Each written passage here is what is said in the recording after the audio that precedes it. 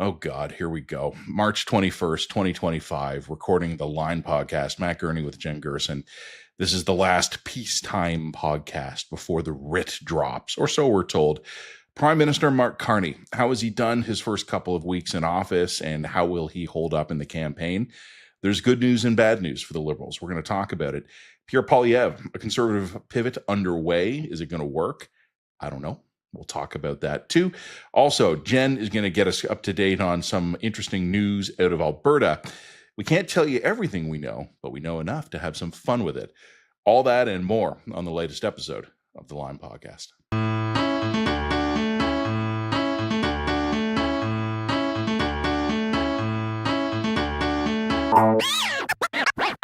This episode of the Line podcast is brought to you by Unsmoke Canada, which is dedicated to helping Canadians who are looking to quit smoking understand the full range of options available. Despite decades of government programs and increasing regulations, today, nearly 4 million Canadians still smoke cigarettes. Adult smokers who choose to continue to smoke should be aware that other options exist. While not risk-free, alternatives such as heated tobacco, vaping products, and oral smokeless products provide a potentially less harmful choice. Smoke-free alternatives do not involve combustion or burning, like smoking a cigarette does. Instead of heavily restricting access and information about these options, Canada's government should be adopting common-sense legislation that will help further bring down Canada's smoking rates and put information in the hands of Canadians. Information such as the relative risks compared to cigarettes. Because the products are not the same, and they shouldn't be treated the same. It's just common sense. Learn more about how a smoke-free future can be achieved at Unsmoke.ca. Matt Gurney, are you not entertained? Gladiator reference. Yeah, you know it's going to be a good podcast when we immediately go to Russell Crowe with a sword dripping with blood. Here we are now. Entertainers. Yeah, okay. From Gladiator to Nirvana. I was going Nirvana with that. I mean, you went darker than me. Are you not entertained is Gladiator. Okay, well, yeah, but you can do both. Anyway, look, both of us are 90s kids. We took it to where our respective brains took it. I was very punk in the 90s. I was a deposed Roman general, Maximus Decimus Meridius. Well, father to a murdered son, husband to a murdered wife. I could do the whole speech. The debate is on as to which of us was more cool in the 90s. No, and you know what? Shockingly, it may actually have been me. Well, I was going to say either of us could win that one, which is not necessarily good for either of us. All right. I mean, Gladiator, and I will have my vengeance in this life or another. It's an election. So all the reports say the writ's dropping on Sunday. Pedants are going to tell me that you don't drop writs, you write them. I don't care. I like the illusion of dropping the writ. That's what we're going with here. Drop that writ. Jen, it's funny. I want to start, instead of like a big macro observation, let me start with a little one. Go for it. I was watching the Prime Minister this week, Mark Carney. Mm-hmm. Still taking some getting used to call him the Prime Minister, but he is. And he was in Edmonton, I think. He went for a skate with the Oilers, which is a different team than the Flames. He did an industrial site appearance. I don't know what it was.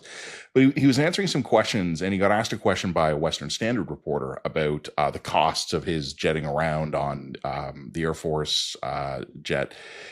And I don't totally reject the premise of the question, right? I mean, it's pretty clear to me that Mark Carney took his first week or two as Prime Minister and went to destinations to get photos of himself taken with President Macron, with Prime Minister Starmer, with the King in the Arctic. Like, I know what this is. Yes, he's using the incumbency advantage to make himself look as prime ministerial as possible prior to dropping the writ. Sorry, my headphones are all twisted. We're having that good of a podcast already. I think that's true. And this is something that all incumbent governments do. All of them do this. I mean, remember before the writ drop last time, you had the Trudeau Liberals handing out the $500 checks to the seniors, which was just like the most shameless vote buy I could ever possibly and announcing imagine. the new COVID travel mandate 2 days before the writ drop. So fuck off. What I will say, though, is really interesting watching how Carney responded to the question. Badly. But I'm going to offer a mixed verdict here. Carney knew how to respond to the question. He knew how to kind of jujitsu it, turn it around, give an answer that sounded good. His instincts of how to respond were good. What he didn't know was how to do it well. Snappy. So he ended up spending like 2 or 3 minutes of, well, Canadians know that prime ministers must, like, the point of the answer was, I'm on the job, standing up for Canadians. Running a government costs money, and that's what we're going to do to defend this country because it deserves no less. Bingo. Done. Don't spend 3 minutes warming up. So I take away from that. And again, we're starting with this very micro observation before we go to the big stuff. Carney could get good at politics, but he's not good at politics yet. Okay, well, the other thing too is realize that this is the pot calling the kettle black, because if there are two people in the Canadian political sphere who are terrible at succinct answers, it's you and I. You and I do go on, and we enjoy that about ourselves, and that's why we're on this side of the line. I'm not running for prime minister. Yeah, I'm definitely not running for prime minister. I want people to give me their money, not their votes. Which is better, really. I tend to agree that, the question was kind of buffoonish, but he's prime minister for what, like a week. He's meeting with international allies. I think he actually signed a deal on defense stuff. You'd know more about this than I would. With Macron in France, he got good FaceTime in with Keir Starmer. He's demonstrating that he's the type of guy who is taken seriously by the international community at the highest levels. He is demonstrating that he is a guy who can build alliances across international borders. Canada will need that in the face of a serious economic war with America. He's acting prime ministerial. He's embracing the role. This was a strong and weak week for Carney. Mm-hmm. I think that, look, he's out there acting and presenting himself as a prime minister and giving Canadians a very clear picture of what a Prime Minister Mark Carney looks like. Mm-hmm. It's international. It's focused on big picture stuff. It's doing the right things as far as I can tell. And to contrast that, we had like Pierre Poilievre standing in front of a podium talking about industrial carbon taxes. We're going to get into the conservative side of all of this at some depth. But if you can't see the compare and contrast that's being drawn here, and how starkly different it is, and how much bigger Carney looks compared to Poilievre in this in that mm-hmm. comparison, and how much of a problem that is for the Conservatives, I think you're probably lost to us. So on that front, I think it was very strong. I think also Carney did smart things by doing an appearance in the Arctic. I think that I think he was very smart by making no overtures to the Americans. I think that was actually the correct move. And the other thing that I thought he did that was very, very interesting was that he flew out to Alberta. We're going to talk more about Alberta at the end of the podcast, because I want to get into the provincial nitty and gritty stuff. But of course, Alberta is probably your weakest link in the provincial roster. Daniel Smith has actually cultivated some connections in America that could be very useful to Canada. However, Alberta, I think, is the most, at least at the governmental level, the most aggrieved of the provinces, the most vulnerable of the provinces to talk of succession and that kind of thing. And for him to make the effort to fly out to try and sort of talk to Danielle Smith one-on-one and try and smooth over some things, particularly around emissions caps. Remember when we were first talking about the way that Justin Trudeau and Guilbeault were handling the provinces back in like November when Trump was first elected, and just look, only vaguely. We said months ago. We said many months ago, like, guys, if you actually want to build a Team Canada approach, you can't just not exist in a vacuum and then be confused when the provinces all go do their own thing. You actually need to go and reach out to the provinces and create a coordinated strategy. And one of the strategies that you should be going into is go to Alberta, who has always been going to be your loudest, weakest link, and say, yeah, we're pulling out the emissions cap. We're going to be supportive of more development, but we need you on board, sort of playing good cop in the Team Canada strategy plan. And they didn't, because they didn't know how to do that. They didn't know they were supposed to do that. It sounds to me like Carney is now doing what Trudeau and Guilbeault should have done 3 or 4 months ago. and was more or less not treated with the red carpet treatment, but we're going to get into more of that at greater length when we talk about Alberta. The point I think that is just mostly important when you're talking about the bird's eye picture stuff is Carney overwhelmingly had a week in which he demonstrated to Canadians what his prime ministerialness would look like. And I think that his focus and his priorities and his choices for the 1 week that he's going to be this uncontested prime minister were generally very strong and very good. Where were his weak points? I don't know if you want to get into that. His weak points is when he's questioned by media, he's clearly not used to being questioned by subordinates. He's very clearly not accustomed to being having his motivations or his actions questioned by people whom he clearly regards as inferiors.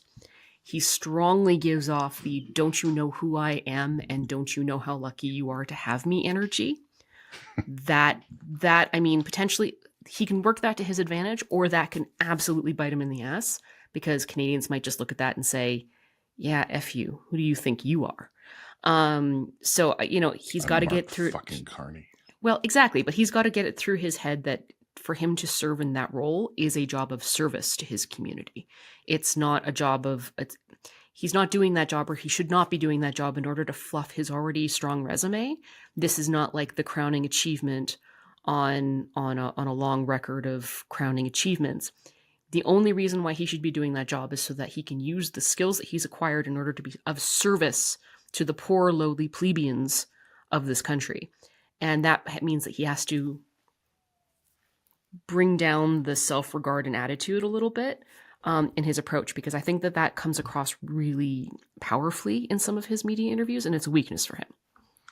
But hey, man, am I wrong? No, I don't think you're wrong. A couple of things I would say in response to, to all of this is, first of all, Mark Carney and Matt Gurney roll off the tongue very similarly, and that's going to be a problem. If only for that reason, I'm kind of rooting against this guy. I don't want the prime minister's name to alliterate so closely to mine. Thinking, we talked about this last week on the podcast, and we're going to save some of this for the next segment when we do talk specifically about Pierre Poilievre. But I'm going to talk about the Mark Carney side of this right now. This is counter-programming, right? Because one of the things the Conservatives have done in recent years, and they did do it very successfully up until about 4 or 5 weeks ago, is they have counter-programmed Justin Trudeau. Justin Trudeau, the former prime minister, would speak at remarkable length and in very rhetorically expressive terms about all the cool things we're going to do, and then they wouldn't happen. Pierre Poilievre counter-programmed that into, we're going to have like 4 key messages. They're going to be blunt and they're going to be actionable. And how they're actionable, well, we'll worry about that later. But he wasn't here to talk about, Canadians are united and we have to grow the economy from the head outward. What is he going to do? Stop the crime.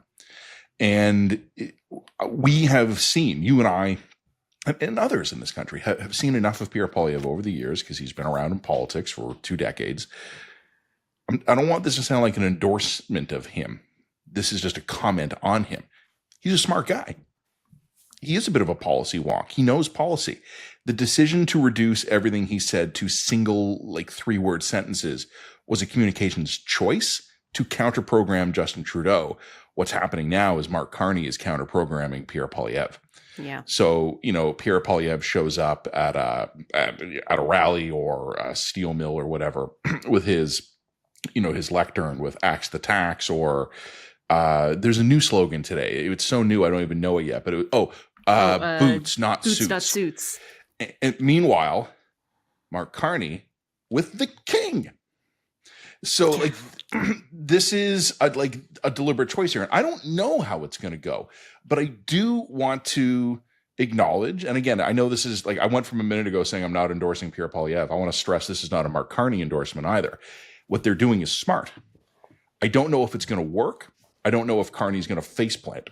Both of anything is possible, but I do think the Conservatives in recent years looked at Justin Trudeau and correctly assessed what his vulnerabilities were and adjusted their campaign accordingly.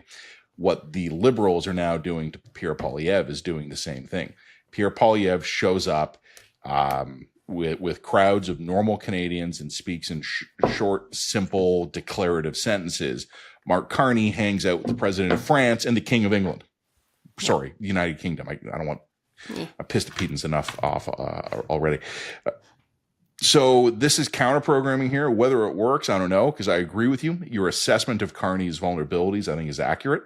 One of the other issues is that, on our On the Line episode this week, I used as our title image for it just a chart we pulled from 338 Canada, because one of our guests was PJ from 338. It just shows this incredible, like, liberal conservative line, like going thump, and that's obviously great news for the Liberals, and it's terrible news for the Conservatives. But if you're the Liberals, you've got to be wondering how much of that is a sugar high. And, Mark Carney has been getting a ton of attention in recent months. The Liberals have gotten an obvious bounce from cutting Justin Trudeau. And we'll save this mostly for the next segment, but the Conservatives have not responded effectively. But for the Liberals, does any of that survive day one of a campaign? I honestly don't know. No. It's possible it lasts just long enough to get them through a short, concise campaign period. Maybe it just dissolves like military plans, right? They never survive first contact with the enemy. Let's see how the Liberal election campaign survives first contact with the electorate. It's an interesting question. So I was looking at that polling too, and a lot of people are going to try and put an event horizon on that polling. What was the thing that caused this incredible and sustained conservative momentum to collapse, right?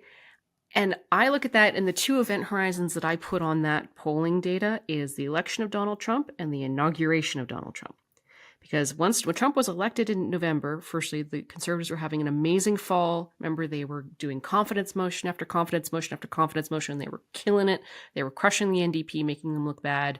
You had total chaos and paralysis in the Liberal Party. So there was kind of like this post-Donald Trump /election I would say liberal chaos level sugar high, where you had even the sustained strength of the Conservative Party went up a little bit after that. And also, I think, going back to something we've talked about quite a lot, there were many people who, even if they weren't strong pro-MAGA people, did have a sense that the culture was shifting as a result of the Trump election and could start to feel that energy coming in their direction. So there was a kind of subsequent demoralization of a lot of people who were sort of Liberal supporters. But the moment where I think that the shift happens isn't when Trudeau resigns.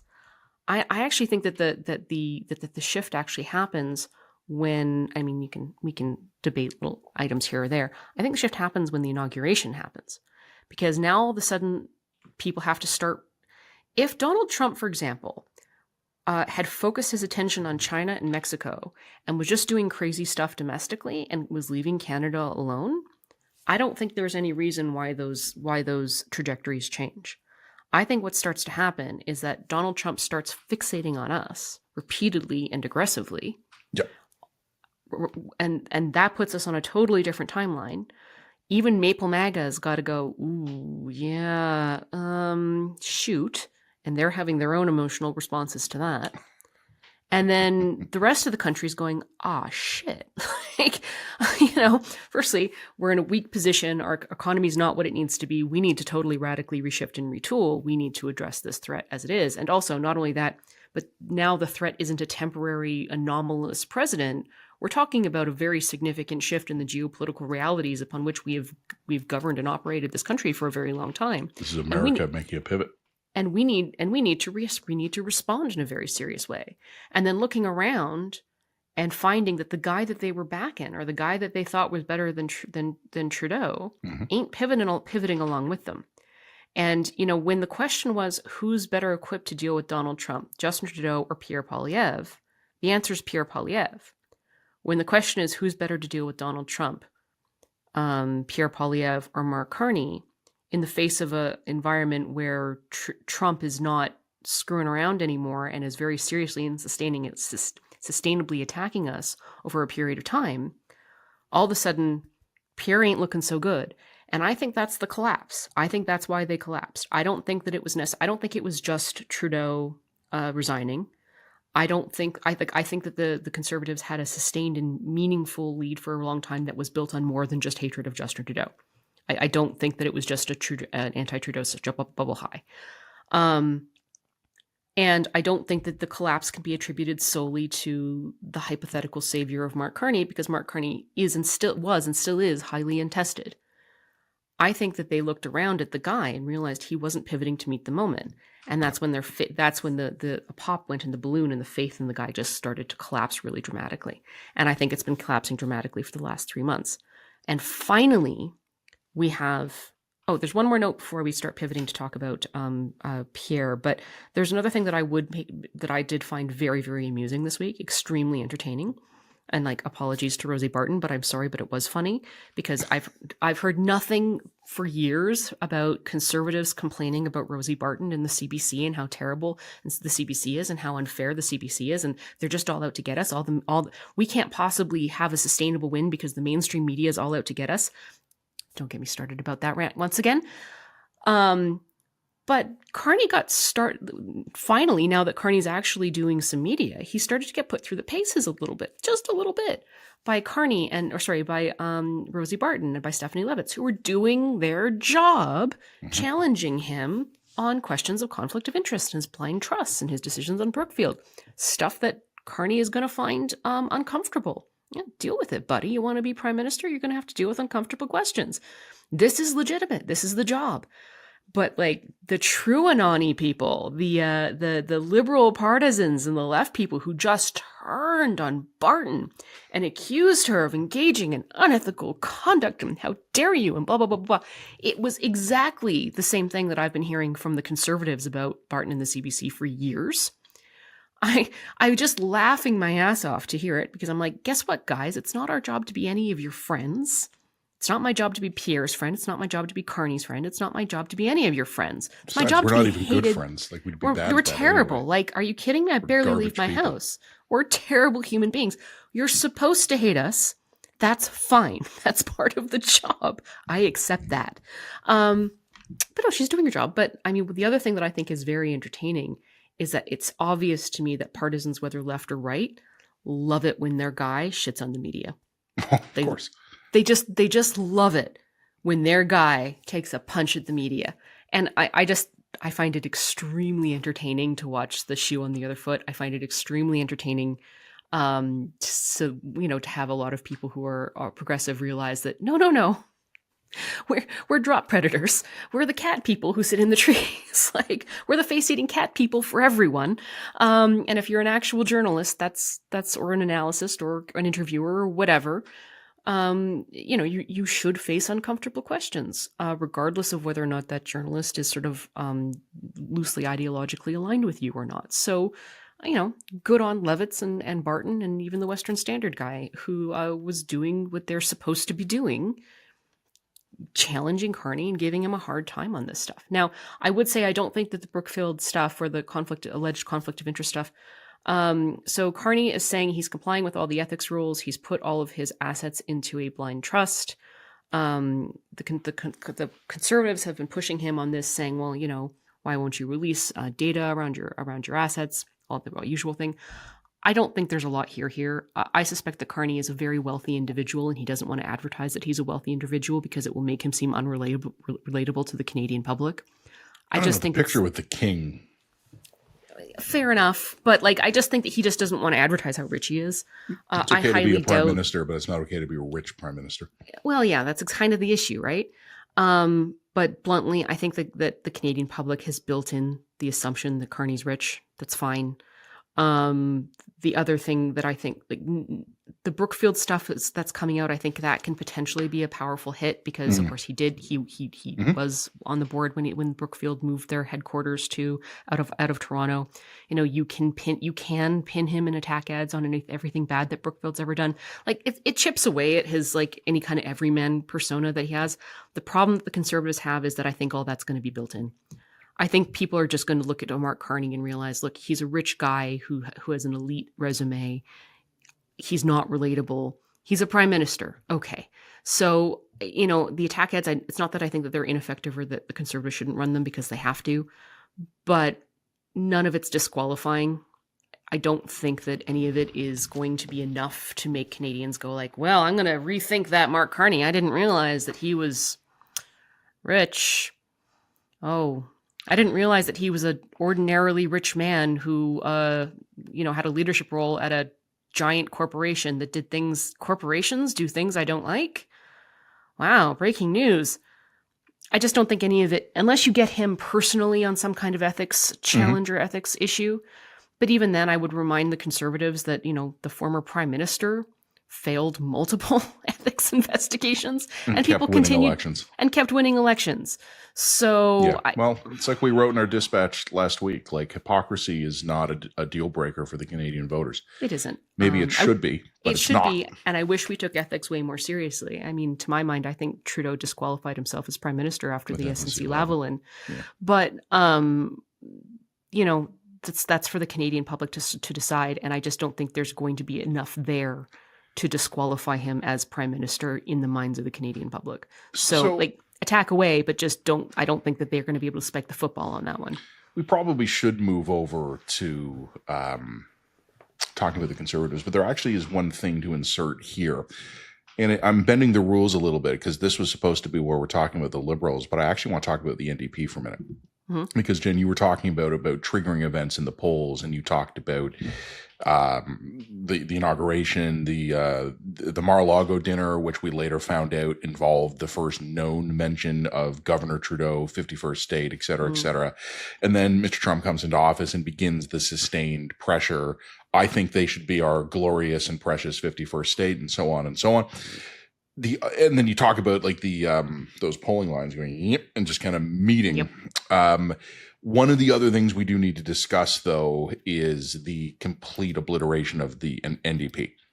Right now, the NDP is tracking toward. I mean, look, PJ was talking about it with me on the line on Tuesday. Like, it's not clear right now they would hold official party status. And again, all the same caveats Jen and I have already put in there for Liberals and Conservatives. Apply for the NDP. Campaigns matter. Events, dear boy events, blah, blah, blah. Pick your cliche.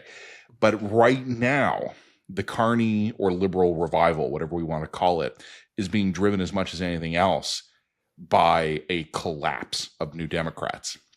And I would have to talk to one of our polling nerds, which you and I are unusually well supplied with, about whether or not we're looking at Liberal voters who had drifted over to the NDP going home, or if we're looking at something more profound than that. Like we're looking at an actual core base NDP voter shift to the Liberals, either because they find something personally likable about Mark Carney, which would kind of surprise me for all of the things we were just talking about a few minutes ago.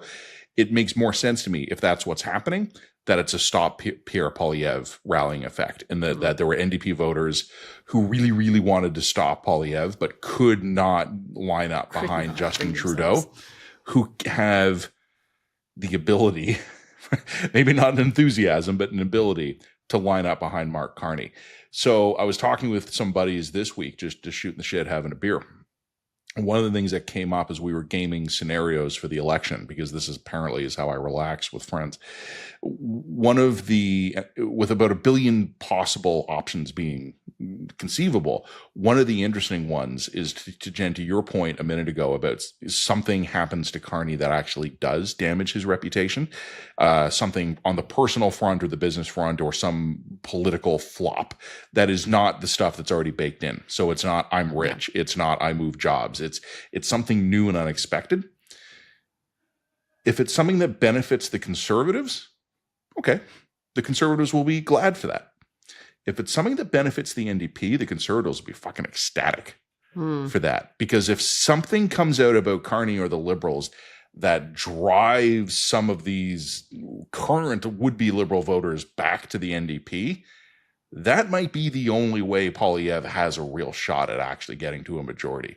And think about it. 2 months ago, we were thinking, will it be 230 seats or 240?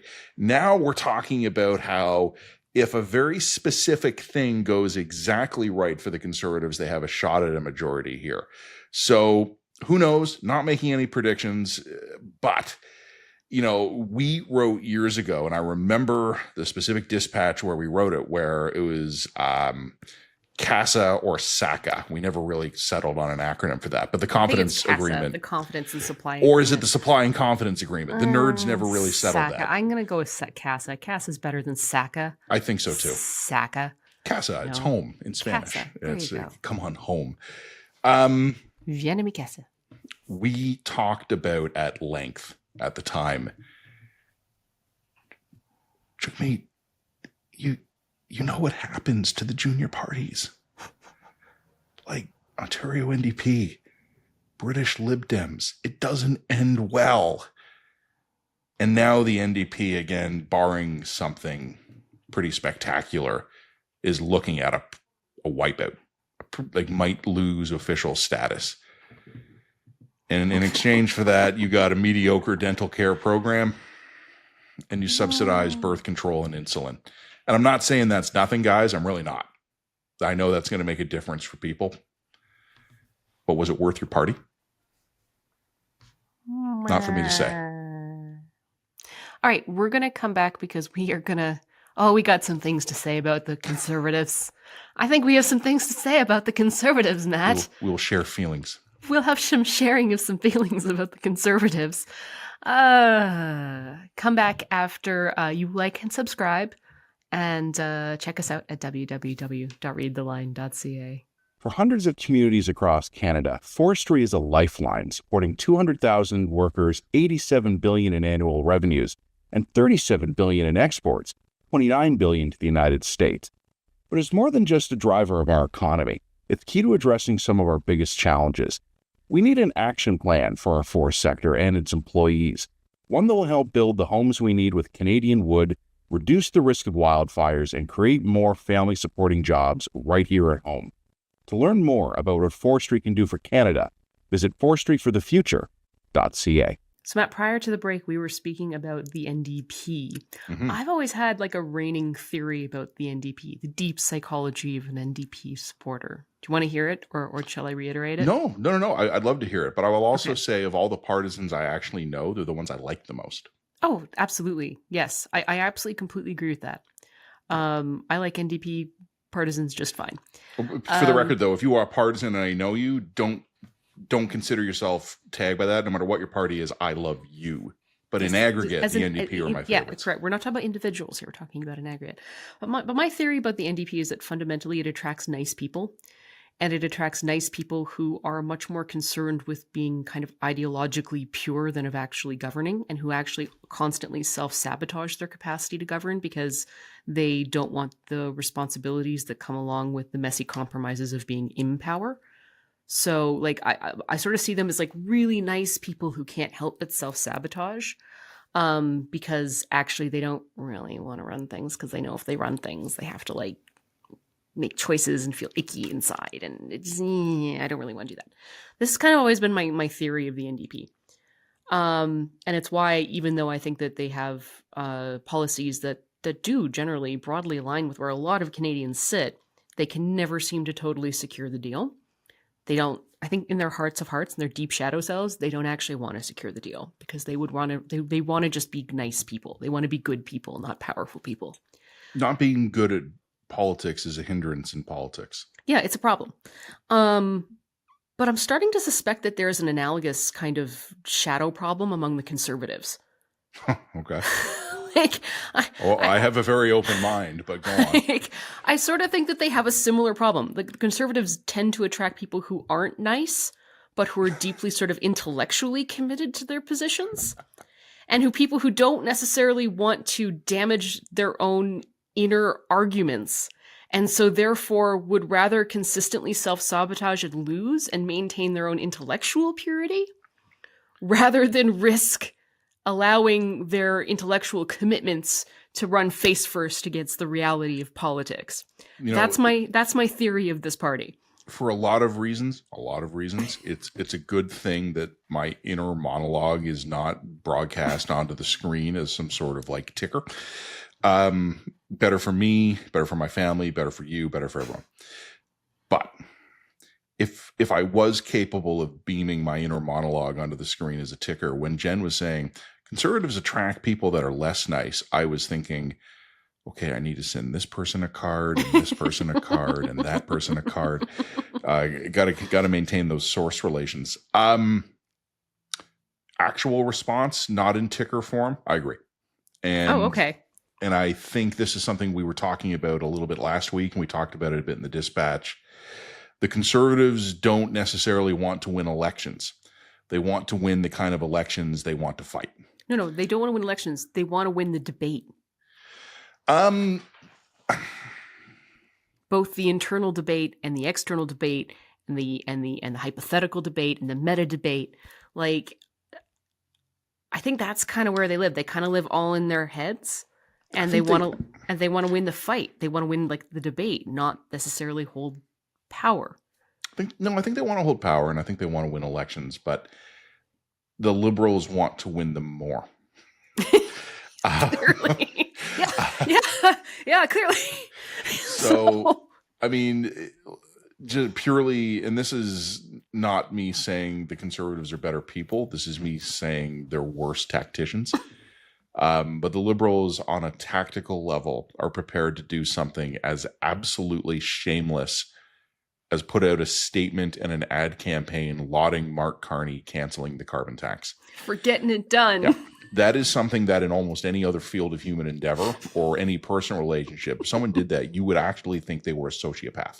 100%, yes. Like, and I'm not even kidding. Like that is deep sociopathic behavior. But the Liberals just go, well, it's what we need to do to win. What we need to do to win. So it's fine. Whereas the Conservatives, and this is a product of conversations I've had with real life conservatives, is sort of like, guys, the media exists. You have to deal with it. And they're like, no, we don't want to. We're going to just, very angry that they're all against us. Can't you see how they're all against us? Almost the perfect encapsulation of this, and this is me reaching back 2 prime ministers ago now, is when Stephen Harper got so frustrated with the Senate, he refused to appoint any new senators. Oh, that worked real well for the conservative movement in the long run, didn't it? Well done, everybody. And then, of course, former Prime Minister Justin Trudeau comes in and goes, my goodness, look at all of these seats that I'm going to put independent senators into. Senators, okay. And the Conservatives are like, well, fuck, how did that happen? and I think this is kind of what I've been trying to warn them about in the specific context of the election. But Harper won the debate. But Harper won the debate. He won. He effed over the entire conservative movement for a while there, but he won the debate. God damn it. They need to want to win elections, and they need to be willing to do things they don't want to do. And yeah, I think you're probably right. It's not so much a moral purity as it is with the NDP. It's more an ideological purity. Whereas the Liberals are, and again, this will sound like a criticism of this. I mean it as a compliment in this context. Their purity is political. It's not ideological. It's not moral. It's political. They will believe with all their hearts whatever they need to believe that day. That day. And this is the good people, and therefore that they deserve to keep the bad people out of power. Well, it's not just deserve. It is are required to. Are required, yes. They because must. My God, the consequences of allowing those other people to run things is just too high. This is probably the 15th time I've quoted Chris Selly on this podcast, but I think it's the perfect term. The Liberals are the kind of people who sincerely believe they would never do the thing they are currently doing. And I do think, and this is, so obviously we've started here giving it to the Conservatives with both barrels a bit. They are pivoting this week. They are pivoting. So it was on Monday this week, and you and I had a laugh about this. Like, you and I were just texting memes back and forth on Monday. But it was basically like Pierre Poilievre couldn't get rid of the carbon tax. But he also couldn't emotionally let go of it. So it was, we're going to get rid of the industrial carbon tax. And I had very smart real life conservatives texting me going, seeing my tweets and going, come on, Matt. Like, the price on carbon at the industrial level is real. You know that the emissions cap is real. And I'm saying, yes, I do know these things are real. But he's not having a rally about that because of his passion about the emissions cap. He's having a rally about it because he hasn't emotionally processed yet the campaign he wanted to run is not going to be the campaign he gets to run. This is I'm also going to point thumb-sucking behavior by Pierre Poilievre at that point. 100%. The other thing that I'm going to point out is like the industrial carbon tax policy is popular even among conservatives. Like no one is going to the polls on a ballot question on the industrial carbon tax. You freaking children. Like, what is wrong with you? And the answer is what's wrong with them is because they're in the bargaining stage of grief. This is bargaining. I think they're on the border between denial and bargaining. Sure, okay, fair enough. But like, I can't have my carbon tax election because they got rid of the consumer carbon tax. So I'm going to go after the industrial carbon tax election because then I don't have to get rid of the t-shirts. Yeah, get him a Snickers and his favorite stuffed animal. We have the signs ready to go. They've been published. They were printed up. We spent $50,000 on those signs, and they've been in the warehouse for 6 months. It would be wasteful not to use those signs that we had printed. People who are childless, either out of for medical reasons or personal choice, or simply they're not there yet in their life stage. I'm going to make a comment, and I don't mean to sound mean when I say this, but if you want to understand politics, you have to have children. Because once you know what it takes to disarm a toddler tantrum, you will actually better understand what it must be like to be a political staffer trying to manage a leader in a campaign that's going sour. So you need snacks, your headphones, an iPad, and 10 minutes in a quiet corner. There you go. Look, that's not to say that I don't think that the Conservatives have not begun a pivot. They clearly have. They clearly Monday, I think, was the nadir. Yep. And they're coming back. And we've already seen like two new slogans hit the same. Build Canada fast, I think was something like that. And then boots not suits, or so like they're field testing different messages rapidly. I mean, there's another thing that I saw was the Conservatives are now running kind of an issues messaging a survey online in order to try and see what messaging and what kind of alignment their supporters are getting behind. I couldn't help but laugh when I saw that the first. Okay, so I'm gonna read this directly for you because it's extremely funny. So, the question that this is an online poll. So this obviously isn't a scientifically valid poll. This is dinged with it. Like, were you randomly? No, selected? I saw. It was just making the rounds, so I saw it. And here I'm going to pull it up here. This is not what you would call a poll, a proper poll. So all of the questions were extremely leading. So they weren't looking to do like a generic poll on issues testing. They were doing message testing. So they were throwing very specific loaded language at the presumptively conservative voter to find out what slogan or messaging was going to be most effective for them. So the question was, please rank each issue in terms of the importance to you in the upcoming election. I'm like, okay. And the first issue, so this is the first messaging sample, was, and I'm quoting here, stopping Carney's hidden carbon tax con job that will drive up the price of steel, cars, and other things Canadians need. I just died because I'm just like, you just can't let it go. You can't let it go. Okay. Now, there were other issues messaging that came up, but it was all like issue 7, collapse of Western-led global liberal democratic order. Yeah, that one wasn't on their was not on their message. Question 9, possible foreign invasion and forced annexation of Canadian states. So you'll be happy to know that there was one of the issues that they were testing was like tariffs and Donald Trump. Absolutely. But I would note that those two last ones you mentioned were suspiciously absent. Yeah. Recent American nuclear attack on Montreal. Yeah. Okay, so it was really, look, they're trying to pivot. I'm going to give them credit for it. And I'm also going to give them credit for this. This week, Donald Trump kind of threw these guys a bone. I don't think he meant to. We're going to get into the 4D chess question. But Donald Trump threw these guys a bone. I think it was an interview on Fox where where they were talking about the Canadian political situation. And Donald Trump was like, I don't like that Pierre Poilievre. He's sneaky. He's an asshole, blah, blah, blah, blah, blah. I like Mark Carney. The Liberals will be easier for me to deal with. And there were two responses to that. One was, thank God, like somebody's distancing us from Trump, even if it's Trump himself. And then there were actually quite a lot of partisans who kind of came out and said, well, this is obviously Donald Trump playing 4D chess in order to try and give Pierre cover. I don't believe that. I don't think that Donald Trump is competent or gives enough of a shit about Canadian politics to be playing 4D chess. I think that the impulse there was much, much simpler, and that was nobody's hated more in a cult than a heretic. Mm-hmm. I just think that's the bone deep. These guys are conservative. They should be Trumpy like me. They should be pro-Trump. And they aren't, so I don't like them. And they aren't, so I hate them. Not only do I hate them more than I hate the people who are my enemies.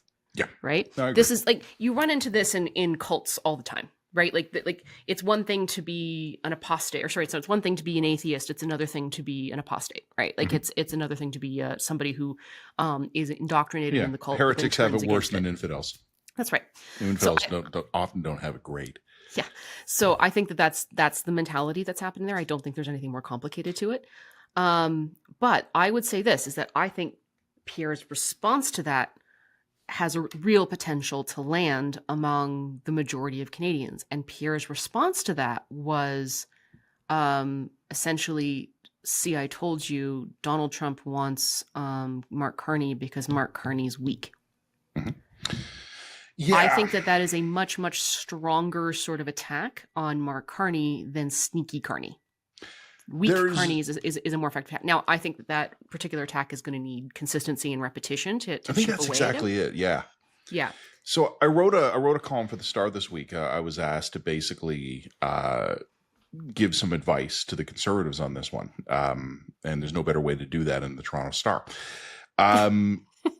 But what I basically wrote, and it was very similar to what you and I were talking about last week, which was the Conservatives, again, to their credit, I think they began to kind of figure out months ago, oh, okay, Trump's going to be a campaign issue.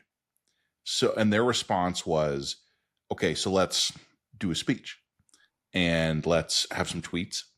Yep. And whenever anyone asks us about it, we can go, what, you didn't even hear the speech? And then you do the speech and you clip it, you put it on TikTok and Twitter and Instagram and all that stuff. And you get the content churning. What I don't think they wanted to admit until maybe now, and I'm still not convinced they have admitted this, but maybe now they're starting to, is that the Trump pushback is no longer an element of their campaign. It is the campaign, and all the other stuff they want to talk about are now the supporting ingredients. So the main axis of attack here for Pierre Poilievre is, I will defend Canada from Donald Trump. All of the secondary stuff is, why hasn't Carney disclosed his assets? We're going to build the home, stop the crime, verb the noun, et cetera, et cetera. And I think in terms of the vision they've been articulating, I think the Conservatives have actually come up with a reasonably intelligent, coherent vision of what a Pierre Poilievre-led Canada would do to strengthen Canada. But they're shy about talking to it because it's an awkward pivot for them. So they're trying to talk about it as little as possible to tick the box, as opposed to throwing themselves into it with the enthusiasm that the Liberals have, which is to make Donald Trump and American aggression the absolute centerpiece of this election. Okay, so and there's like 3 points I want to respond to on that one, because I think this is correct. One, I still think that you have the Conservatives now reluctantly coming to terms with the fact that because, not just the fact that Trump was elected, because as I said in our last segment, if Trump were elected and he was paying attention to China and Mexico and doing his own internal stuff, I think we would have a pretty similar electoral track than as to what we were on prior to Trump's election. It's the fact that Trump was elected and he is progressively attacking us that changes the issues matrix on the current environment. Okay. So I still think you have some Conservatives who are reluctantly coming around to that, but they still want to say, yeah, okay, Trump's an issue, but cost of living is our big issue. We need to talk about cost of living, cost of living, cost of living. That's the stuff people care about, cost of living. And what I still think they're not fundamentally understanding is, yes, absolutely, the Liberals in the last 10 years that they've had in office have left us in a desperately poor situation to handle an economic threat like Donald Trump. They have to own that, and you have to find a way to make that a part of your campaign. There was another chart that came out this week showing like Canada barely above GDP growth. Yeah, our per capita GDP growth of the last 10 years, inflation and dollar adjusted, is basically non-existent. We were second to the bottom of the list above what, like Lithuania or something. I couldn't bear to look. Like our growth is absolutely paltry. We are in a weakened position because we have not grown at anything resembling the OECD average, which would have been like something like 12% over that period, and ours was like 1.2. Like we are in a much weaker state to address the threat of Donald Trump as a result of the Liberal government. No question in the policies of the Liberal government. Absolutely, and that is probably their strongest position. But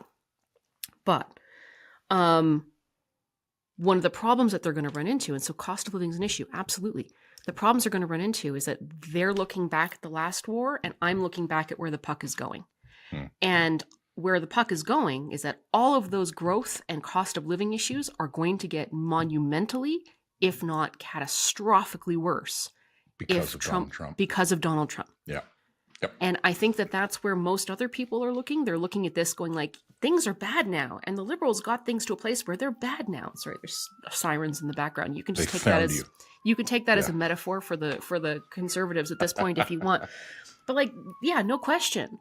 But like, as bad as things are now, they're getting worse. They're going to be so much worse if we don't adapt and respond to the threat as it is today.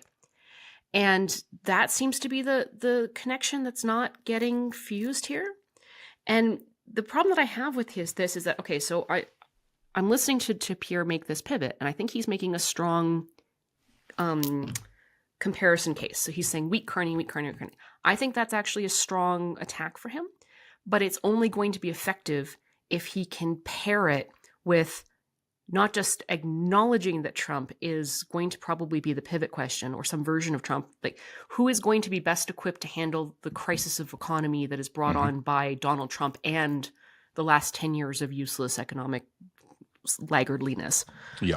The question that he has to be able to answer is why it's him. Why is it you? And the problem that I have is twofold. One is that he makes this pivot, and I can't help but have my YouTube algorithm surrounded by sort of Maple MAGA light, who's like, I don't like this pivot. I don't like this pivot at all. I want Pierre Poilievre to be the person who's going to be the big boy pants and sit down with Donald Trump and work things out. And I'm like, you're an idiot.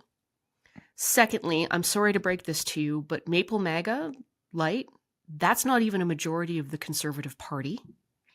That's probably maybe a quarter to maybe a third of the Conservative Party has light to heavy support for the MAGA movement. And I think that support is getting lighter by the week as we're starting to realize that Trump is turning on them. And secondly, in order to chase the 10% of the electorate that represents, you risk alienating 90. That's bad math. I'm not like, look, I'm no good at math. I'm not a math person. Yeah, we know math good. No math good here. But that's a bad trade. Our buddy Stephen Gordon hates it when we say that, but Stephen, we're not good at math. Like, not good at math. Like, it's fine. I don't like look, I'm like making the words with the typey sounds. Clickety clack. Clickety clack. Like these are people who have, are loud. They have a constituency. They're very vocal on social media, but I don't think these people represent a majority, even of the Conservative Party, much less the Canadian electorate. And the problem that I have with these guys is because Pierre and his advisors don't seem to be willing to ask themselves, why are you better qualified to take on an economic crisis and Donald Trump than Mark Carney? Ask yourselves that question. And then explain, of this beautiful piece of wood. It's a gorgeous piece of wood. Okay, but here's the thing. Why are you? Because if you can't answer that questions for yourselves internally, then you have to come to terms with the fact that you're running a guy who's not qualified for the position.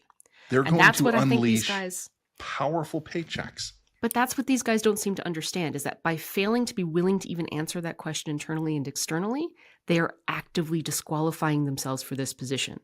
Stop the crime. Because, look, I mean, to be in that job and to be in that chair, you don't have control over your issues environment when you're prime minister.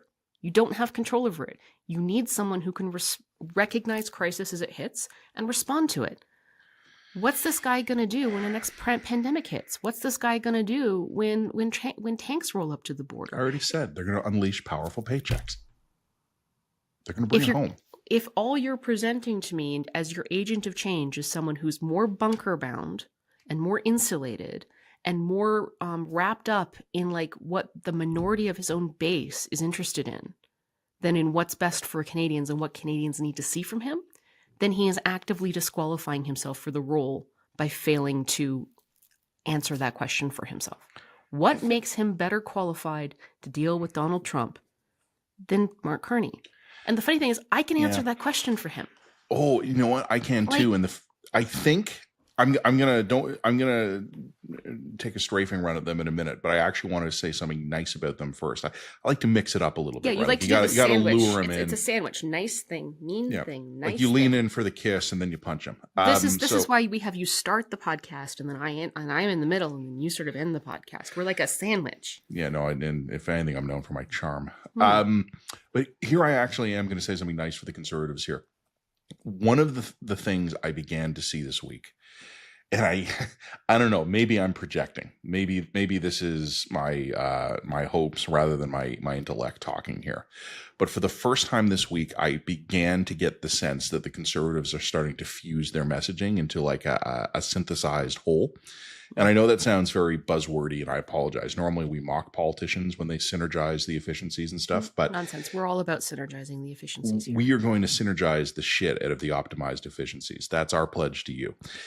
What I was saying a few minutes ago was that the Conservatives have been treating thus far all the Trump 51st state America stuff as almost incidental to the campaign they're starting to want to run.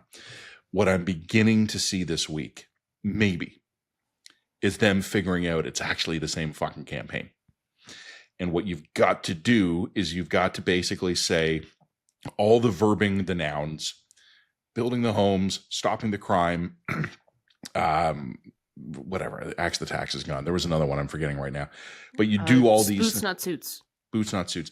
All of these things are not the main campaign that this unfortunate Trump stuff keeps distracting you from. It's the Trump campaign.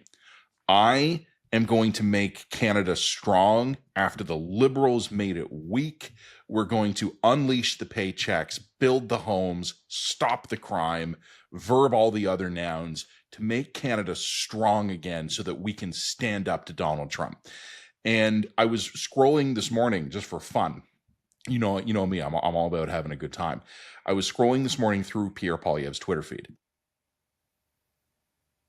Pardon me. And one of the things I noticed is that the messaging over the last week is changing. And it's about building boots, stronger.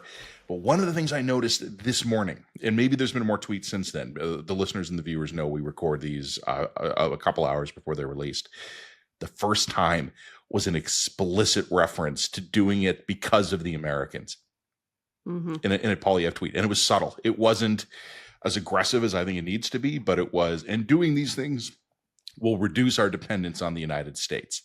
The first time I've seen anything even remotely like that. I think these guys are afraid to lose the 6 to 7% of the country who's like, I mean, I don't mean to use a liberal term, but maple MAGA. And the point that I would just make is A, fuck them. There's not enough of them. Secondly, they're quislings. Thirdly, they're dumb.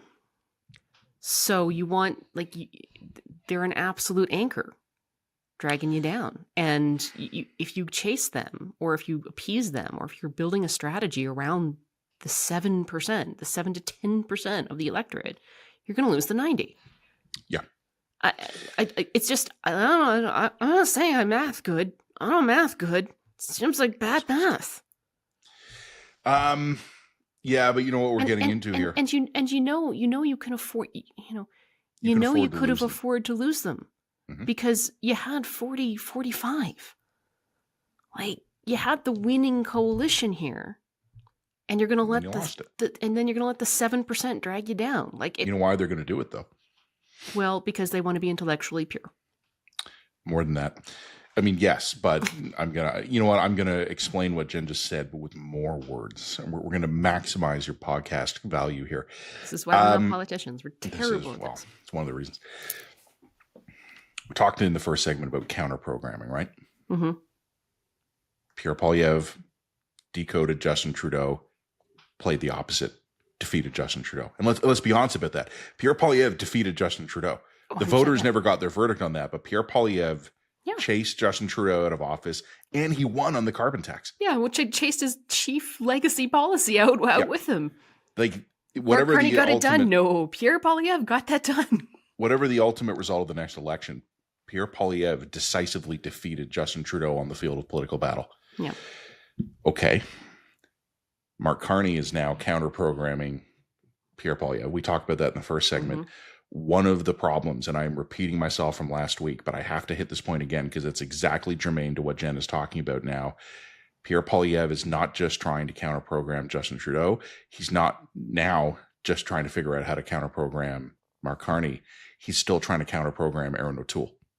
And I think every political strategist in the country would understand, and I think most of our listeners and viewers will understand, that where Poilievre is losing voters right now in the main is not his right flank. It's all of the frustrated Canadians who were alienated by Trudeau and were willing to park their vote nominally with the Conservatives for a while. That's where he's losing. Yep. You can get him back. Jen and I are laying out a strategy of how to do that. I don't know that the strategy would work. No, it might not. It might not. It could fall. This is where I would say, and the reason why I think you and I are guessing this is that we kind of live in this sort of like smushy middle space. So this is what's reflected to us in sort of our peer group interactions. This is what's being reflected to us in our sort of information diet, right? Like in our again, polls and polls and all the rest. But I mean, like indicators we watch. But I think you and I kind of live in this sort of mushy 28% that lives kind of in the middle. And we're saying you need to cleave the 10% from the herd and leave them to die. They're not going to vote for anyone else anyway. And you need to do what's best for the country here. And that's what we need to see you step up and do.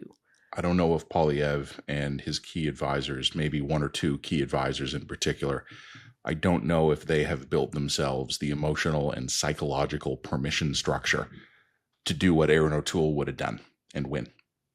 Well, like, look, that laughing "we told you so" will come if they continue on this path. But let's not get ahead of ourselves, because we might be underestimating Pierre Poilievre. We might be underestimating his ability to campaign like a king, and we might be underestimating his ability to fundamentally fully step into the role of like senior statesman, elder sort of prime ministerial, and like honestly.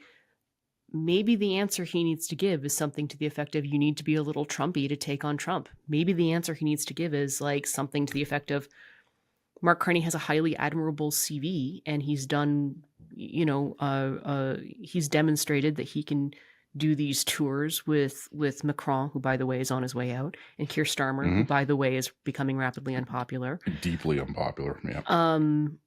So great. He knows how to rub shoulders with the WEF elite, but he's a gentleman, and I give him credit for being a gentleman. But, Donald Trump is a thug and a gangster, and you're going to throw a gentleman into a pit with a thug and a gangster. Donald Trump's going to eat that guy alive. Like, I'm scrappier. Pierre Poilievre, has been in politics all my life. I know how to fight this fight.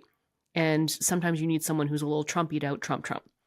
That could be like a really strong asshole Canada Nation, Shoresy level. I'm gonna like scrap him out. You don't need a gentleman for this fight. You need a ball pit fighter. You need a total monster.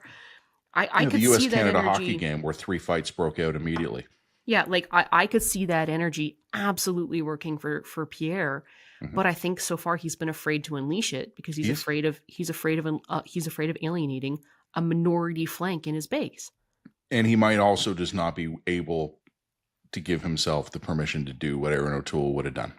And, let me lay out, in case people think we've been too hard on the Conservatives, let me lay out, I think, in a couple of sentences, the Conservative path to victory. Carney underperforms. He's not a natural campaigner. Pierre Poilievre, much more experienced politician. Poilievre decisively lands some blows in the debates.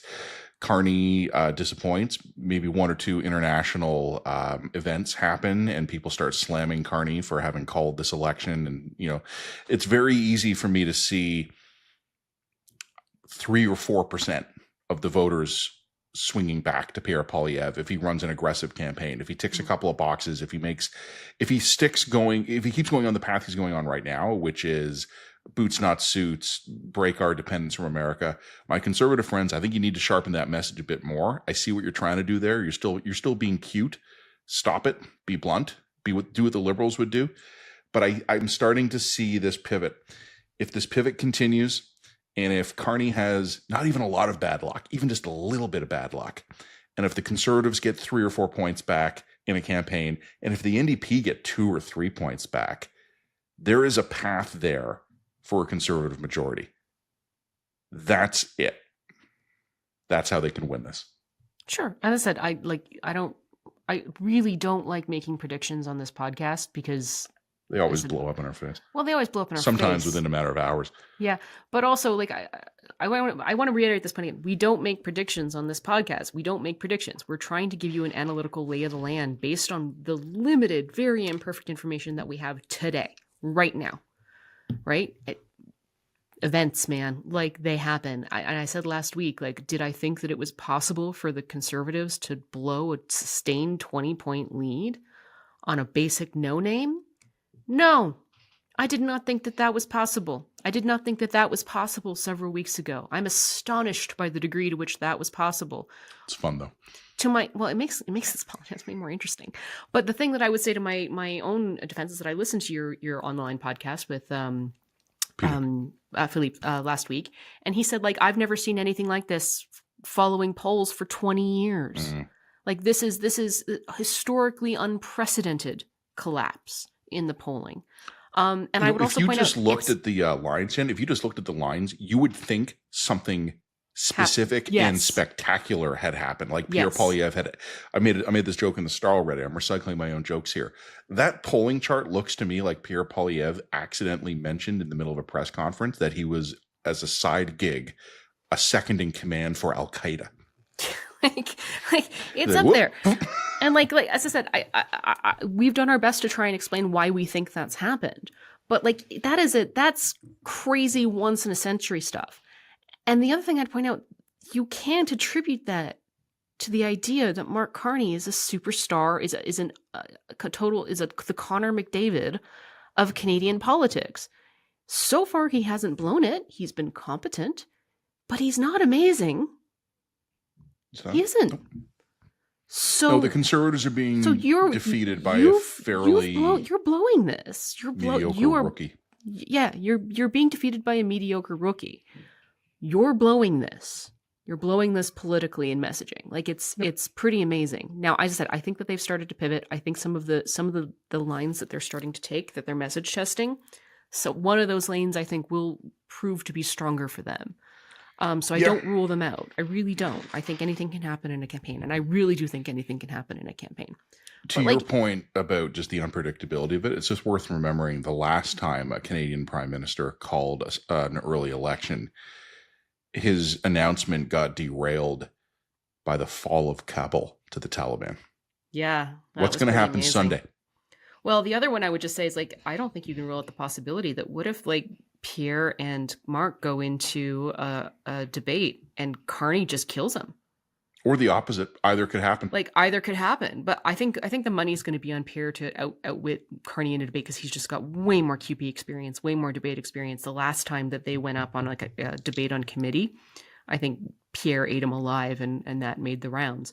So I think the money's on Pierre. Watch debates anymore, though? Oh, they'll be watching this one. I think they're not going to watch the whole thing, but they'll watch the clips. I'm increasingly of the mind that, with the exception of The Line, which remains highly relevant and at the forefront of all Canadian public debate, totally, that I don't know if the information ecosystem of 2025 is permissive to a knockout blow anymore. I think it is. Okay, so if we put it this way, I don't think that the debate matters unless there is an unequivocal winner or loser that then circulates widely. And that 15-second clip is in that 15-second clip, and that fundamentally affirms a narrative or disconfirms a narrative or changes people's minds. And the reason I said that is that the last debate that I remember really changing things was Jim Prentice versus Rachel Notley. This was for the 2015 election, where Jim Prentice goes to Rachel Notley and says something like, "Math is hard," which was just such a condescending, prickish thing to say, especially to a woman in office, that I think that a lot of women in Alberta took a look at that and it's like, yeah, I've had a boss talk to me like that. F that guy. I mean, and that's exactly the kind of trap I could see someone like Mark Carney falling into, right? Just assuming that he's smarter than everyone else in the room. Maybe if Rosie's the moderator. Well, that would be great, wouldn't it? I want Rosie for moderator. Rosie for moderator. Good for her. So anyway, I don't know if I have anything else to say to that. I think that there are some pivot opportunities for the Conservatives. I don't rule them out. Campaigns matter. The collapse in the polls for them has been historic. I don't think anyone could have predicted a collapse that sustained, and I don't think that you can attribute that collapse to Mark Carney. Just proved to be that spectacular. He hasn't blown it. He's better than I expected him to be. He's not demonstrating once in a generation. See, I find that interesting because he's not better than I expected. He's basically exactly what I expected. Like I was saying a minute ago, he's a mediocre rookie. That's probably going to get clipped and used against me. I'm not denying his impressive resume. He seems like a nice guy too. No, we're judging him for his political talent. That's it. We're not judging him for his resume. He has demonstrated no particular political talent. I was saying this to some incredibly depressed conservative friends of mine. I think my cell phone number is being mistaken for a suicide helpline at conservative headquarters. It's funny that they call you and not me. You know, you can. I got a lot of love to give. Like I'm a friend to all. Am I just that much scarier? Like I'm a very nice person. I bake cookies. I don't. Yeah, Jen's great. Was it the whole talking about being a drop predator in the last segment? Is that? Might have been. Is it because I call myself the face-eating person? No, it's them, not you. Okay. One of the things I was telling them was that since he actually declared, I think Mark Carney has had one widely recognized good moment, not even a great one. More people than not seem to think his Daily Show interview was good. Yep. Everything since has been, at best, not bad. And that, at best, not bad, has been mixed in with some actual, not good. So this is why, and this is what I've been telling my conservative buddies as I try to get them to step back in off the ledge. One of the reasons I do think the Carney numbers right now are a bit of an artificial sugar high is because unless we assume everything we're seeing is an elastic response to Trudeau leaving, Carney can't sustain this because reality will not permit it. Physics is as much a thing in politics as in anything else, and so we'll see. But I got nothing really to add for that except to my conservative friends. Me and Jen will always take your call. Like and subscribe. Like and subscribe. This message is brought to you by Environmental 360 Solutions. Ontario's recycling system is failing local businesses and benefiting large American recyclers. Over $10 million a year is being collected from Ontario consumers in mandatory fees for tire and battery recycling, but much of the work is being outsourced to American recyclers. This is starving local Ontario companies of opportunities to do that work and keep good jobs in the province. Worse, enough mandatory fees have been collected from the consumers to recycle 100% of the materials, but only a fraction of this work is actually being done. Ontario's recycling regulator is finally taking action, issuing penalties to the companies collecting the recycling fees. But in turn, these companies are using these mandatory fees paid by Ontarians to fund recycling programs to cover the fines. The result, Ontario consumers are enriching unscrupulous industry participants and American recyclers, undermining recycling, job creation, and investment in Ontario. It's time for real accountability in the recycling industry. To learn more, go to e360s.ca. Recycling-system-in-ontario-is-broken. Okay, Matt, I want to end this segment by doing a bit of a tour of the provinces.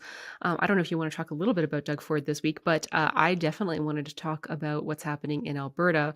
As I mentioned at the top segment, one of the first things that Carney did in his first real week as Prime Minister was come visit Alberta, which I thought was My read on it was an extension of a bit of an olive branch to Alberta, an attempt to work together. He seems to be have gone over waffling. great. Yeah, he seems to be waffling on things like emissions caps. Is he?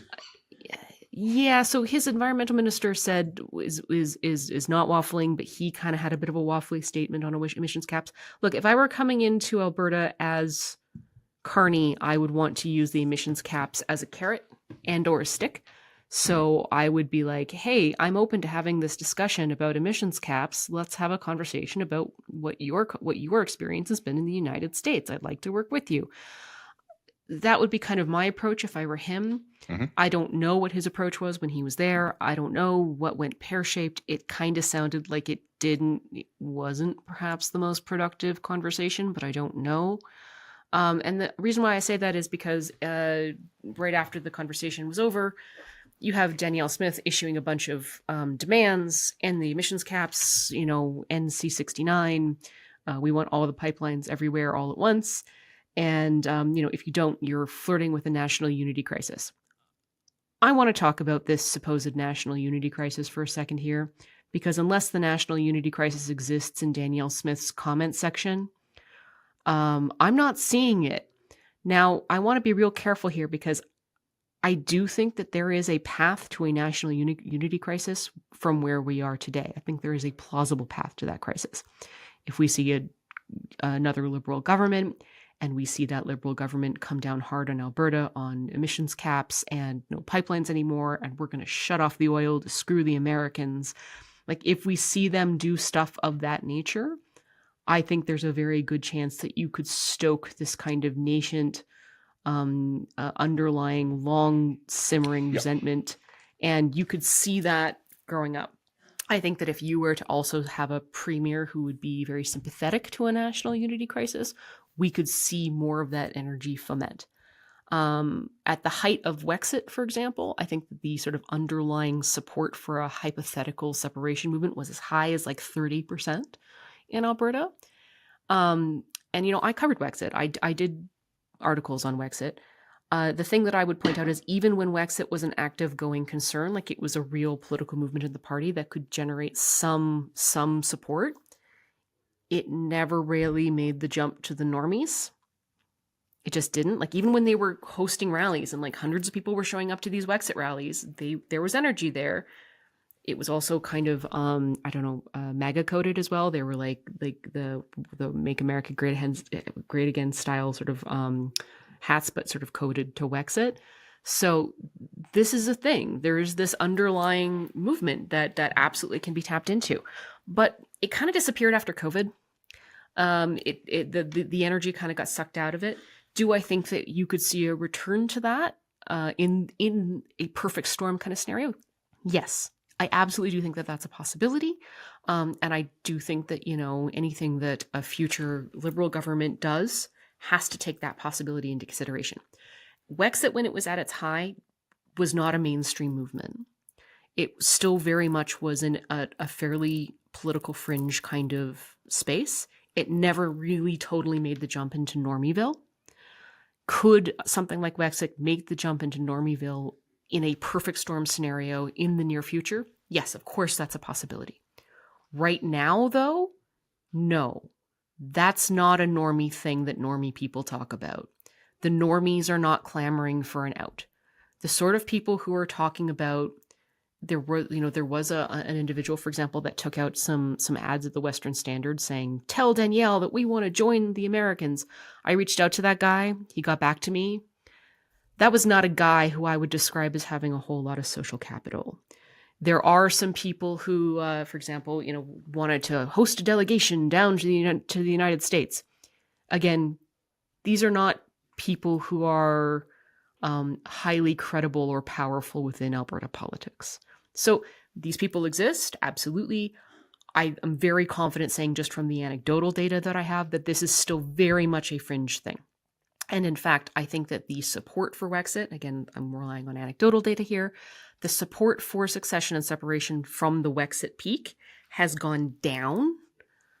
And I think it's gone down, especially since Donald Trump started making threats to Canada. I think that actually the majority of Normieville in Alberta is very much a rally around the flag of event. Oh my God, they're coming for our country and our resources. Even if you want to make a secessionist argument for Alberta going to the United States, we're looking down south going, yeah, we're going to join that. I don't think so. I'm not getting the happy signals, Bob. So like I said, I don't want to rule out this risk. I don't think that Ottawa can be reckless in their treatment of Alberta. I think that there has to be reasonable, responsible, and responsive federal government recognizing that there are some very legitimate grievances that Alberta has. But do I think that there is like a fomenting national unity crisis happening in Alberta right now, today on March 21st, 2025? No. And I think that if Danielle Smith were to run a referendum on succession today, she would lose catastrophically. And I think that that is buttressed by the statement by Nahid Nenshi, who's the head of the NDP party, who said to the effect of, if you think that there's a secessionist movement afoot, Danielle, run a referendum and agree to resign if you lose. Pony up. I think he's right. I don't think it's there. No, now, that being said, hey, perfect storm happens. Americans throw $1 billion of disinformation into the room. You know, I don't rule out where we are 6 or 7 months from now. Yeah, or 6 weeks. Things move fast. Or 6 weeks from now. Sure, things move fast. But right now, as of today, no, I don't think that's a credible threat. I was thinking about this this morning, and you had mentioned you wanted to talk about this on the podcast. I said, great. And then a few hours went by. I was eating breakfast.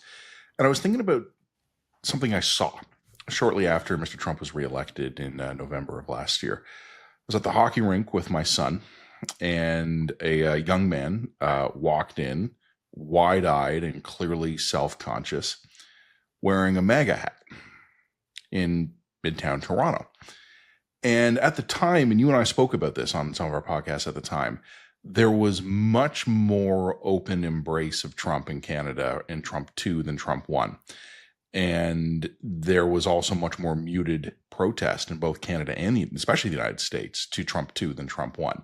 There seemed to be vastly more acceptance of, well, okay, it's not a fluke, it's real. And people who are MAGA or MAGA curious are now loud and proud. They're out. I don't think that dude would walk into the rink in Midtown Toronto wearing a MAGA hat today. I think there was a window in Canada of a couple of maybe 6 to 8 weeks where there actually was some MAGA curiosity going on. And I think that's done. And I think right now, even if you are a dyed-in-the-wool Alberta or Saskatchewan or Quebec separatist, now is not the time. No, the moment is not here. In fact, now would be a particularly bad time to make that argument. And Jen, I agree with you. A few $1 billion of dark money from the States flooding into an influence campaign, perhaps some sympathetic personnel within the Alberta government. There are already people in the Alberta media ecosystem, and I'm not going to name names here because I don't need to deal with any more lawyers than I'm already dealing with before the election. Got to figure out if we're a third party. Fun. There are already people who are active in the media space who are very clearly pushing a narrative. And I'm wondering who's funding those people. So there's a lot going on here. And if all of that coalesces, and if it is a Carney majority and that ignites latent Alberta frustration with Laurentian Canadians, oh yeah, anything can happen. But I will say this, Jen, like you know Alberta better than me. This will be my last comment because we got to wrap up the podcast. I've been reluctant to bring this up because I don't want to sound like I'm catastrophizing, and people will accuse me of putting my thumb on the scales politically for saying this, but more than one smart person that I've been talking with in recent weeks has wondered if it is another Liberal majority, if there are two things whose survival may be in doubt. The Conservative Party of Canada, as it exists today, can it survive another defeat? Canada itself. I can see a path, but let's put it this way. If we're going to talk sartorial anecdotal evidence, I've seen more people going to like the tailors or the dry cleaners with like wanting to get Canada patches put on their shirts than I've seen MAGA hats out in Normieville.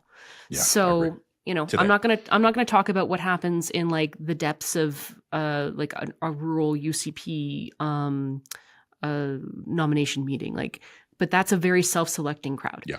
I'm talking about what I see out and about in the everyday streets. I'm not seeing it. So I put that there. The only other thing that I will flag for Alberta is that this is the ongoing Alberta Health Services crisis. We got a nice little scoop in the Globe. God bless the Globe, and God bless the reporters who have been on this. I have not been on this. So absolve me. But we got another Carrie Tate piece basically saying the Alberta government dissolved the board of the Provincial Health Authority the same day the organization was scheduled to receive a report from investigators examining whether some of the business deals were subject to improper activity, according to a document obtained by the Globe and Mail. So it's probably a coincidence. That's probably just a coincidence. Like, look, these things happen. I don't want to get into this one in particular depth. This is questions about whether or not Alberta Health Services attempts to outsource some of its services to private health companies associated with a particular individual were totally above board, or whether or not there were alleged allegations of kickbacks and that sort of thing. I said several weeks ago, this is going to be a months, if not years long process where we're going to get a steady drib drab of revelations over time. 2 weeks ago, the Alberta government filed their statement of defense in the wrongful dismissal suit of the CEO who was fired from Alberta Health Services and then went public basically with a letter saying there's all this dodgy nonsense going on. A statement of defense is a statement of defense. We'll see whether or not how a judge actually rules on that, on whether or not she was wrongfully dismissed. And even if she was not wrongfully dismissed, because wrongful dismissal is a really hard thing to prove, it actually doesn't say anything about whether or not her allegations about the dodgy, the allegations of dodgy contracts is correct or not. Like, someone maybe can be dismissed for legitimate reasons, but upon the dismissal can whistleblow on dodgy stuff that was going on under their purview, and the dodgy stuff can be correct. So we're still waiting for this one. Right now, as far as we can tell, there's an RCMP investigation happening. Typically what happens if an RCMP investigation concludes with no charges on a high-profile case, the RCMP will come out and say there were no charges. So far, that hasn't happened. So far, we know that there's an Auditor General's. The Auditor General is looking into it. We'll see if that comes out. And then, of course, Smith has sort of commissioned her own kind of third-party report.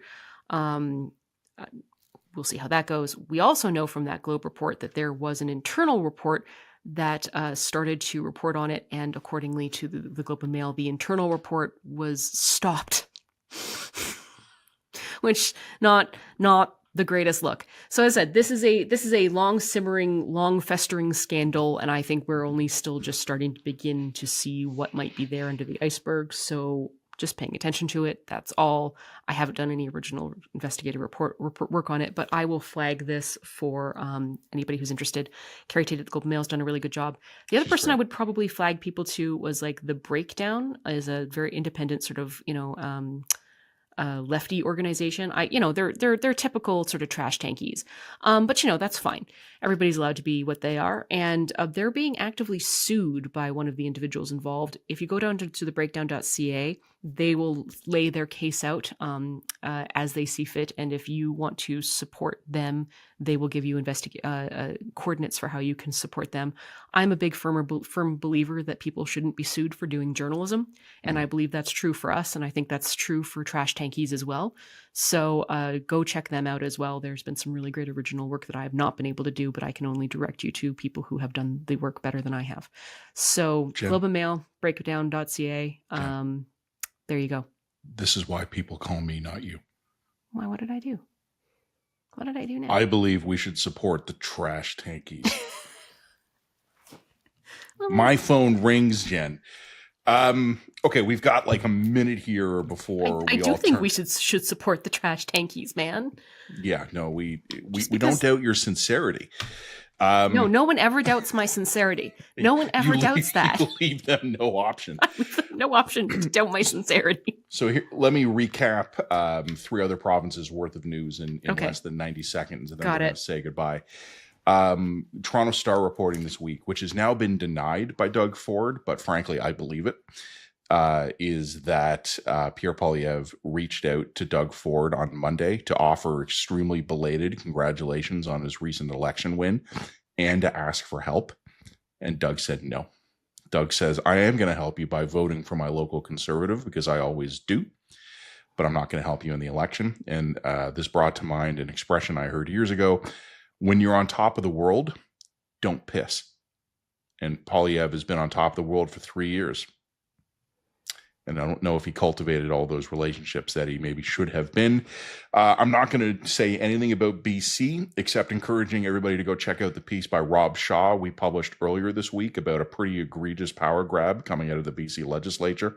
If you missed Rob Shaw's article this week, our man in Victoria is on that. Check it out at ReadTheLine.ca. It's important. And a word of solidarity, but also of warning to our friends in Nova Scotia. Some of the special interest group in Nova Scotia are starting to push back about that plan to harmonize all the regulations. We still want to come out there and festoon you guys with trinkets and eat lobster. So hold the line. Don't get weak on us, Nova Scotia. We're counting on you. We need you to save the country. That's what I've got. Check us out, www.readtheline. Thank you so much for joining us this week. We will see you in the trenches. Damn it, another election. Thanks, everybody.